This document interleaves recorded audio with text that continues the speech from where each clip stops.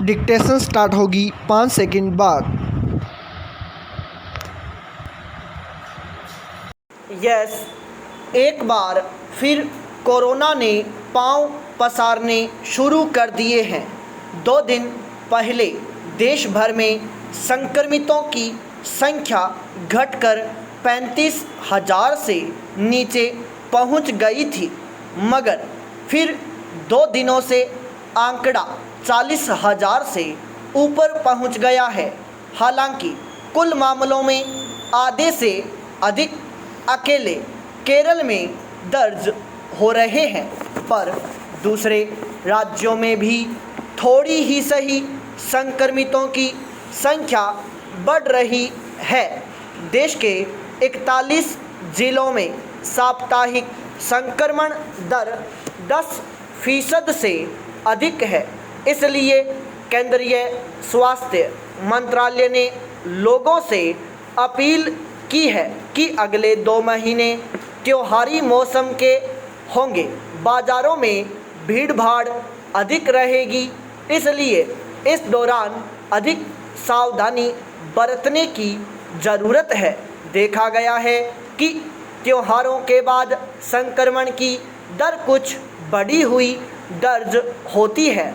इसलिए केंद्रीय स्वास्थ्य मंत्रालय और भारतीय आयुर्विज्ञान अनुसंधान परिषद ने लोगों से अपील की है कि वे कोरोनोचित व्यवहार अपनाएं, कोरोना नियमों का सख्ती से पालन करें। अब महाराष्ट्र सरकार भी कुछ नियम कायदों में सख्ती करने जा रही है, क्योंकि वहां फिर से मामले बढ़ने शुरू हो गए हैं। मुंबई में 2 हफ्ते पहले संक्रमितों की संख्या घटकर 200 तक पहुंच गई थी, पर अब फिर 300 से ऊपर हो गई है।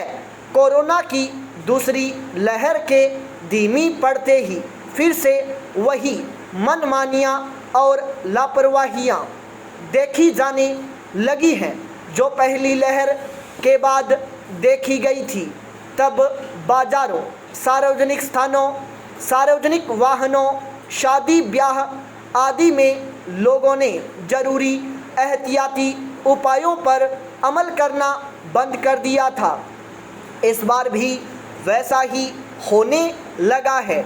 अब सारे बाजार खुल गए हैं, साप्ताहिक मंडियां भी लगने लगी हैं, सार्वजनिक वाहन पूरी संख्या के साथ चलने लगे हैं। इसमें हाथ धोते रहने, नाक मुंह ढकने तक की ज़रूरत बहुत सारे लोग नहीं समझते। अनेक लोग अब भी कोरोना रोधी टीका लगवाने को लेकर संशय में हैं। ऐसे में सरकार की चिंता समझी जा सकती है। व्यावसायिक गतिविधियों और लोगों के रोज़मर्रा के कामकाज को लंबे समय तक रोककर संक्रमण पर काबू पाने का प्रयास व्यावहारिक नहीं कहा जा सकता। लोगों को खुद अपनी सेहत और जीवन को संकट में पड़ने से बचाने को लेकर सतर्क रहना होगा। हर व्यक्ति केवल अपनी चिंता करने लगे तो इस समस्या को रोकने में बड़ी कामयाबी मिल सकती है, मगर लोगों में व्यक्तिगत जागरूकता बनाए रखने के साथ साथ ऐसे आयोजनों पर भी नियंत्रण रखने की ज़रूरत से इनकार नहीं किया जा सकता, जिनसे अर्थव्यवस्था पर सीधा कोई असर नहीं पड़ता। खासकर राजनीतिक दलों को इस मामले में गंभीरता से सोचने की ज़रूरत है कि वे जिस तरह अपना शक्ति प्रदर्शन करने के लिए रैलियां निकालते हैं, उससे संक्रमण के प्रसार की आशंका बनी रहती है। पिछले दिनों विपक्षी दलों ने कई बार रैलियां आयोजित की। अभी भाजपा देश भर में जन आशीर्वाद यात्रा निकाल रही है, जिसमें भारी संख्या में लोग जुट रहे हैं। जिन राज्यों में विधानसभा के चुनाव हैं, वहां भी रैलियों का सिलसिला बढ़ता जा रहा है। पश्चिम बंगाल विधानसभा और उत्तर प्रदेश में पंचायत चुनावों का अनुभव अभी लोग भूले नहीं हैं। ऐसी राजनीतिक गतिविधियों में लोगों का एक दूसरे से राज्यों में लगातार आना जाना लगा रहता है, जिसमें कोरोनाचित व्यवहार की परवाह तक नहीं की जाती। इसलिए तीसरी लहर के खतरों को भांपते हुए न केवल आम लोगों बल्कि राजनीतिक दलों पर भी कोरोना नियमों के पालन का कठोर दबाव बने रहना चाहिए। पाई पैराचेंज। काबुल हवाई अड्डे के पास गुरुवार को जो हुआ वह एक तरह से उन्हीं आशंकाओं का त्रासद सच में तब्दील होना है जो अफ़गानिस्तान पर तालिबान के नियंत्रण के साथ ही जताई जाने लगी थी। यों 2 दशक पहले की अपनी छवि के मद्देनज़र उठते सवालों के बीच हाल के दिनों में तालिबान की जैसी प्रक्रियाएं सामने आई थीं, उसमें एक उम्मीद यह बन रही थी कि इस बार शायद उसका कुछ अलग रुख देखने को मिले।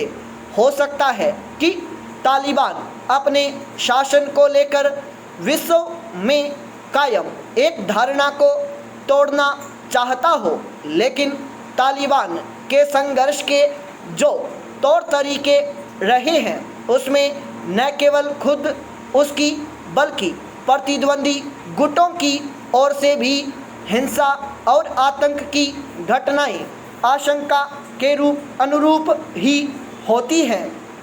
काबुल हवाई अड्डे के पास 2 आत्मघाती हमलावरों और बंदूकधारियों ने वहां मौजूद भीड़ पर जिस प्रकृति का हमला किया उसे इसी तरह देखा जा सकता है।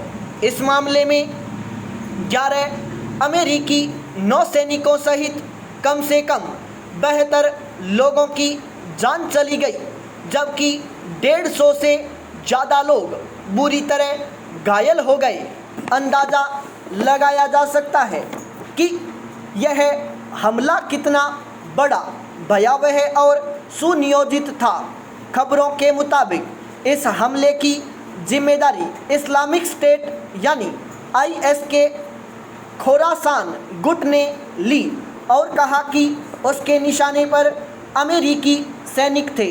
बड़ी संख्या में आम नागरिकों के भी मारे जाने के बाद उठने वाले सवालों के मद्देनज़र स्वाभाविक ही है कि अमेरिकी सैनिकों को निशाने पर रखने का बहाना बनाया जाए, लेकिन सच यह है कि ऐसे हमले किए ही इसलिए जाते हैं ताकि उसमें ज़्यादा से ज़्यादा लोग मारे जाएं और उससे स्पष्ट संदेश जाए। इस तरह के आतंकवादी समूहों की नज़र में किसी की जान की कोई कीमत नहीं होती। वे उनके प्रतिद्वंदी हों या फिर आम नागरिक।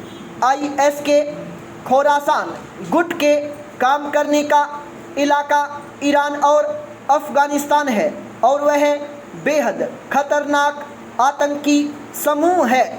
यह हमला अमेरिकी सैनिकों की वापसी के अंतिम चरण में और तालिबान के अफ़गानिस्तान में लगभग सभी इलाकों पर नियंत्रण के बाद सामने आया। तालिबान अपने कब्जे के दौरान अफ़गानिस्तान के लोगों के लिए अमेरिकी सैनिकों के कब्जे से छुटकारे के जिस आश्वासन के सहारे आगे बढ़ रहा था, ताज़ा हमला उस पर गहरा सवालिया निशान लगाता है। स्वाभाविक ही दुनिया भर में मानवीय सरोकार रखने वाले लोग इस बात को लेकर फिक्रमंद हैं कि वहां आने वाले दिनों में और कैसी त्रासदी खड़ी हो सकती है।